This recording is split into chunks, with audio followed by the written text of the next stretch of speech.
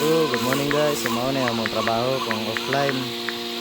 Uh, Mag-shred mo yung kangkong. So, dako kayong tabang kaning shredder machine.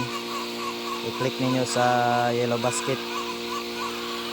So, kung naamo ani, mas mapadali ang pag-chop sa mga forages o mga damo-damo.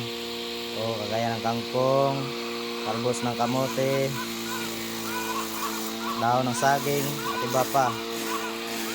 So, ito yung na-shred. So, napakanipis. So, ang gagawin namin dito, lagyan namin ng molasses, tsaka haluan ng kunting asukal, o hindi pala asukal, asin pala, kunting asin, para mas mapadali yung fermentation sa kangkong.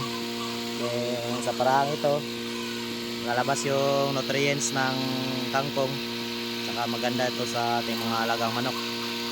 So, huwag nyo kalimutan guys, i-follow nyo din yung account ko, tsaka click the yellow basket para dahil naka-promo din tong shredder machine na to. Dati nasa 10,000 to, ngayon nasa 3,000 plus na lang. So huwag nyo kalimutan mag buy order guys. So salamat sa suporta. Thank you and God bless.